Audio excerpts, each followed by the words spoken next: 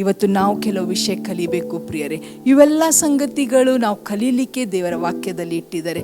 ನಮಗೆ ಇಷ್ಟ ಆದ ಸಂಗತಿ ಇರ್ಬೋದು, ನಮಗೆ ಪ್ರಿಯವಾದ ಸಂಗತಿ ಇರ್ಬೋದು, ನಮ್ಮ ಅಜ್ಜಿ ತಾತಗಳು ಅವರು ಆನ್ ದ ಡೆತ್ ಬೆಡ್ ನಮಗೆ ಕೊಟ್ಟಿರ್ಬೋದು. ಆದರೆ it's better to obey the Lord rather than be a curse to the entire family. ಪ್ರಿಯರೇ, ಈ ವಿಷಯದಲ್ಲಿ ನಾವು ಯೋಚನೆ ಮಾಡ್ತಾ ಇದ್ದೇವೆ. ಯಾವ ಮ್ಯೂಸಿಕ್ಕನ್ನು ನಾವು ಕೇಳ್ತಾ ಇದ್ದೇವೆ, ಯಾರ ಜೊತೆ ನಾವು ಹೊರಗೆ ಹೋಗಿ ಎಂಥ ಎಂಟರ್ಟೈನ್ಮೆಂಟಲ್ಲಿ ನಾವು ಇನ್ವಾಲ್ವ್ ಆಗಿದ್ದೇವೆ. ಎಲ್ಲರೂ ಮಾಡ್ತಾರಂತ ನಾನು ಮಾಡಿದರೆ ನನ್ನ ಮೂಲಕ ನನ್ನ ಕುಟುಂಬಕ್ಕೆ ಸೋಲುಂಟಾಗುತ್ತೆ. Let us all think about ourselves. ನಮ್ಮ ಬಗ್ಗೆನೇ ಯೋಚನೆ ಮಾಡುವ, ನಮ್ಮನ್ನೇ ಸರಿಪಡಿಸ್ಕೊಳ್ಳುವ. ದೇವರು ಹೇಳಿದ ಮಾತನ್ನು ನಾವು ಕೈಕೊಂಡು ಅದಕ್ಕೆ ವಿಧೇಯರಾಗಿದ್ದರೆ ಆಶೀರ್ವಾದ ಗ್ಯಾರಂಟಿ. ಇಲ್ಲದ್ರೆ ಸೋಲು ಅಥವಾ ಲೋಟನ ಹೆಂಡತಿಗೆ ಆದ ಸಂಗತಿಯನ್ನು ನಾವು ನೋಡಿದೆವು. ಅದೇ ಸಮಯದಲ್ಲಿ ದಾವೀದ ಒಂದು ತಪ್ಪು ಮಾಡಿದ್ದಕ್ಕೆ ಇಸ್ರಾಯೇಲ್ ಜನರಲ್ಲಿ ಆದ ಒಂದು ಇದನ್ನು ನಾವು ನೋಡಿದೆವು.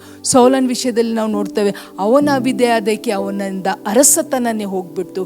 There are consequences if we don't do what God tells us to do. But if we do what God tells us to do, we will be blessed.